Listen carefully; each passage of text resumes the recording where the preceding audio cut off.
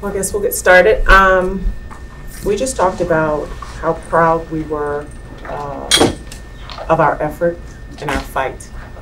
Um, I felt like Jaden and Treasure really showed up offensively for us, but they set the tone on just how hard. I mean, they flew around. Their teammates fed off of their energy, and from tip to final buzzer, you saw them fight. When you go up and down, obviously the stat sheet, a team like Arizona, you can't give them 21 offensive rebounds. Those second chance opportunities, in a lot of ways, were the difference.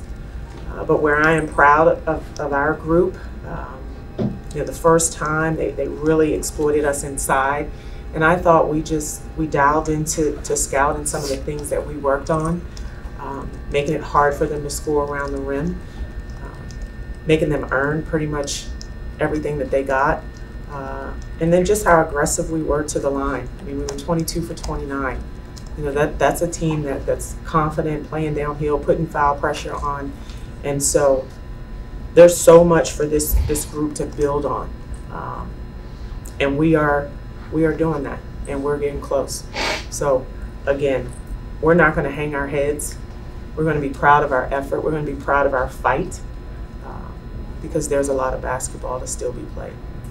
We'll start with questions for Jaden and Treasure. You guys have had a few games where you're, really in it, and it kind of just slips away at the end. Is that just not having enough people at the moment? I mean, we're always going to play with who we have, so I don't think that's an excuse for us. But, you're right, at the end we do it does slip away, but that's why we're learning. We're a young team, new players and all that, so I think we just got to figure out how to get over that hump, and I think we'll be fine. How do you get over that hump? I mean, it starts in practice. Just, today, it was the rebounding. They had a lot of second chance opportunities, so just limited in those and executing on offense, and that's how you do it. Question for Treasure, being that you had your career high tonight, what do you think that says about the way you're gelling with your team and just kind of your overall decision to come to that?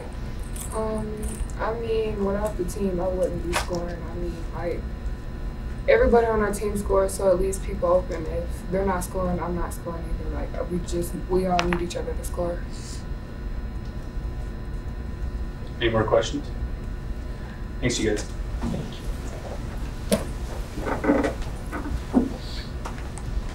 Questions for Coach A? Coach, just going back to last week and everything, just how tough was that whole experience? No one was more disappointed than myself and our team that we couldn't play.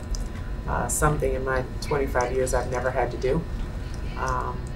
But, after talking with the doctors and obviously student, wellness and health and safety is important. And so that was the decision that had to be made.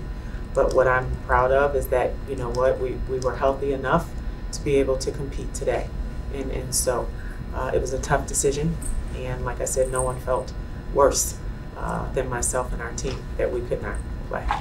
And then I know that Division I teams are allowed to carry 15 scholarship players, but most don't. Is there a reason why most don't? I think it varies on coaching style and how they play and how many are you going to keep happy. But I think it varies, per coach and how they play. Despite not getting the outcome, of course, that you wanted, how would you describe your first experience with the Arizona rivalry? I mean, it's intense. It's everything that everyone talked about. I mean, you hear the crowd, your adrenaline is pumping. We had a phenomenal crowd here cheering us on. And so you live for this. And, obviously for me and with this rivalry, I've been a part of some at other places, but, I just think it's electric. You hear the crowd, they're like our sixth man and woman cheering us on in the stands, and you felt the energy as soon as you walked into the arena. And so it's everything that everyone talked about. And so I want to get to that point where we command these games and we own these games when we get out there. And so I saw our team fight today, and I saw our team grow today. And for us, it's a measure of how we're growing from game to game to game. And we're trending this way. It may not be in the win-loss column, but I see them every day. And I know that they are getting better. And so that's what I'm proud of, is our fight. And you mentioned the rebounding differential. Is there any one thing that you could attribute that to? No, you got to box out and you got to go get the ball. But those are things that we will continue to work on. There were moments I felt like we got caught watching, but those are things we will continue to work on.